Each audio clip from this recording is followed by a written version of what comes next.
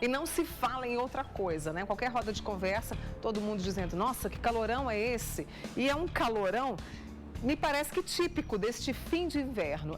A gente está no fim do inverno, né? E junta esse calorão com o tempo seco. Aí o que eu fiz? Liguei pro professor de climatologia da UFO, né? Professor Paulo César Mendes, para vir conversar com a gente. Professor, obrigada por ter vindo.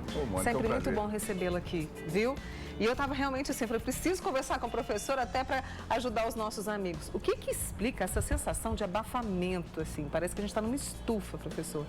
Sim, Mônica, isso é típico do final, realmente agora do nosso inverno. Nós estamos caminhando para a primavera, começa a predominar na nossa região a presença de massas de ar mais quentes, porém extremamente seca. Né? Isso causa, além dessa grande amplitude térmica diária, temperatura próxima aos 20 graus pela madrugada, chegando a 4, 35 no final da tarde, essa sensação de mal-estar.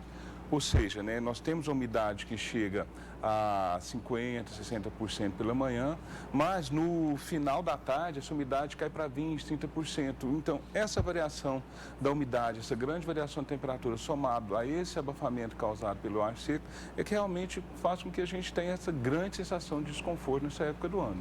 Isso tudo, digamos assim, uma preparação para a primavera que vem dia 21, professor? Dia 23. 23? A primavera, ela chega agora no dia 23. Praticamente a gente está 2 semanas e alguma coisa para chegar na primavera. E a primavera ela vai marcar essas mudanças nas condições de tempo, mas não queda na temperatura, né? A primavera ela aumenta um pouquinho a umidade, começa a chegar a massas de ar mais úmidas, aumenta um pouquinho os índices de precipitação, mas as temperaturas continuam elevadas. Nós estamos caminhando para a primavera, depois vem o verão, ou seja, nós saímos dos períodos dos meses mais frios e estamos indo para os meses mais quentes. Ou seja, vai diminuir um pouquinho esse tempo seco, mas a temperatura vai continuar elevada. E no caso, tem previsão de chuva para quando aqui para a região, professor? Para a nossa região, infelizmente, os próximos dias nós não temos, né? A nossa normal climática indica que as precipitações elas voltam a se tornar um pouco mais abundantes a partir da segunda quinzena de outubro. Nós podemos ter algumas pancadas de chuvas isoladas na região, mas nada que modifique essas condições de tempo que nós estamos prevendo agora. Isso é típico da nossa região. É um país tropical, nós temos um local de clima tropical, verão chuvoso e quente. Inverno com temperaturas amenas, né? Mas nessa época do ano, a normal é essa, é tempo seco, com ausência de nebulosidade, esse ar comprometido pelo material particulado, poeira, fuligem, fumaça, baixa umidade relativa. O normal que ocorre na nossa região é as chuvas retornarem a partir da segunda quinzena de outubro. Ela vai aumentando de forma gradativa e quando chega dezembro, janeiro, ela já está bem abundante. E aí, no caso, a gente fica pensando assim, lá em São Paulo está chovendo, acho que no sul também tem chuva, e aqui virou aquele círculo de massa de ar seco, né? É por causa dessa diferença das regiões, professor? Sim, o Brasil é um país de dimensão tropical, né? Nós temos vários tipos climáticos, praticamente 5, 6 tipos de climas mais marcantes. O sul é subtropical, chove praticamente durante o ano todo e com grandes variações de temperatura ao longo do ano. A nossa região litorânea também chove bem, o litoral da região sudeste, o litoral da região nordeste, né? Para quem viaja para o nordeste, junho e julho, pega chuva no litoral da região nordeste e chega na nossa região, que é essa parte tropical mais no interior do Brasil, tem essas condições marcantes. Lembrando, a gente está em termos políticos, né, na região sudeste, mas em termos meteorológicos, em termos geográficos, ambientais, nossas condições climáticas semelham mais com a região centro-oeste. Então, Triângulo Mineiro, Goiás, Mato Grosso, Tocantins, tem essa condição vigente. Eu separei uma imagem, queria ver com a edição, justamente uma imagem de como está. Eu acho que essa é a imagem de hoje, professor. Eu tentei pegar essa imagem de hoje. O que significa isso? Então, ela indica a posição, né, das frentes frias que avançam pelo sul do Brasil. Nós temos o sistema frontal atuando ali próximo ao estado do Rio Grande do Sul, Paraná, então promove essa linha de nebulosidade nesse local. Então, provavelmente no sul nós temos mais nuvens, né, uma temperatura um pouco amena e com indício de precipitação. Ela está chegando um pouquinho na parte sul da região sudeste, pegando um pouco o estado de São Paulo, Rio de Janeiro, né? Na parte mais norte do Brasil, olha só, nós temos o estado do Amazonas todo coberto, parte do estado do Pará, Acre, ali sim nós temos abundante, né? Ou seja, na região norte não temos problema de precipitação, é a região equatorial. Chove ao longo de todo o ano, praticamente. No sul, nós temos essa variação que depende muito das entradas e saídas das frentes frias. Essa mesma frente fria que está produzindo chuva no sul do Brasil, quando ela chega aqui durante os meses de verão, ela promove chuva. 90% das nossas chuvas são chuvas frontais, causadas por essas massas de ar que vêm do sul.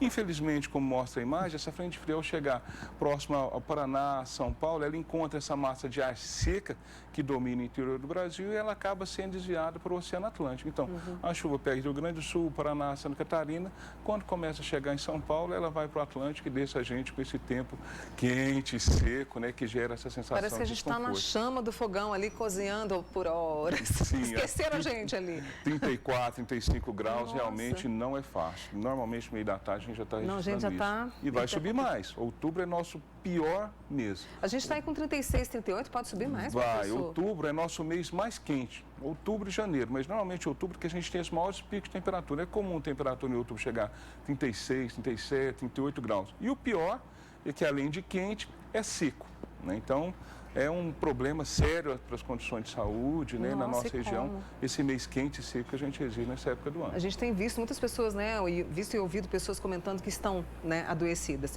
No resgate que a gente faz pela história, principalmente aqui da nossa região, essas temperaturas, elas vêm aumentando gradativamente, a gente vê a questão de desmatamento também, tudo isso contribui para essa sensação ainda maior de abafamento, professor Paulo?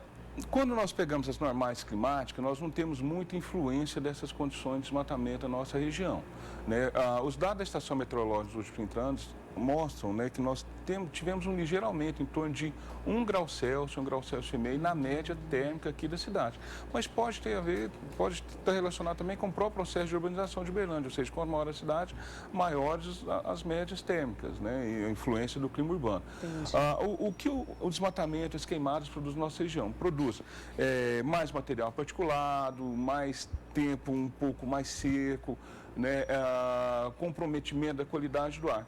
A nossa região, né, nós sempre dizemos para os nossos alunos que as chuvas que caem na nossa região, praticamente ela vem da Amazônia. Né, a água evapora na Amazônia, é transportada para a nossa região do sul.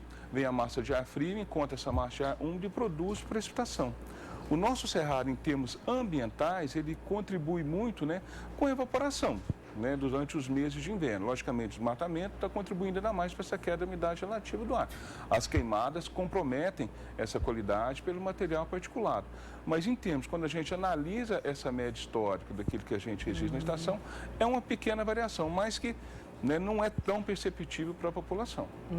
Olha só, o Leonardo está participando com a gente aqui, acompanhando todos esses seus esclarecimentos, né? Ele fala, Mônica, para a agricultura, como é que está a previsão para a próxima safra de volume de chuva? A gente pode falar alguma coisa em relação a isso para o Leonardo, professor? Então, em termos meteorológicos, nós não temos nenhum comprometimento ainda, né? Os dados indicam, né, que a temperatura vai subir, que as precipitações voltam segundo quinzena de outubro. Nós não temos nenhuma previsão de que o fenômeno El Niño ou a Laninha vai atuar para comprometer esse ciclo meteorológico normal. Por enquanto, né, para os próximos 3 meses que a gente tem essas análises bem mais assertivas, nós não temos nenhum dado que indica nenhuma anomalia que vá comprometer, né, a chegada da estação chuvosa ou que vai fazer com que as temperaturas elas oscilem e fiquem dentro daquilo que já foi esperado para a região. Para a agricultura, por enquanto, está tudo dentro dos padrões normais. Posso reforçar o convite para o senhor voltar, para você voltar com a gente aqui nos próximos meses, professor? Assim, é um prazer muito desse crescimento. Assim, é o papel da universidade. A universidade ela se sente muito feliz de estar aqui contribuindo para a população e dar esses esclarecimentos, né? E isso faz parte da nossa atividade didática. E já que a gente conversa tanto sobre o tempo, ela sempre puxa o fio da prosa, né? Sim, sim. Obrigada, viu? Tá bom. Esse é o professor Paulo César Mendes, professor de Climatologia da Universidade Federal de Uberlândia, que gentilmente aceitou o nosso convite para estar conosco aqui. Obrigada, bom fim de semana. É um prazer, Mônica. Eu confesso que eu estou triste, porque a chuva ainda vai demorar. Muito ainda vai demorar. Mas vamos ter paciência, viu?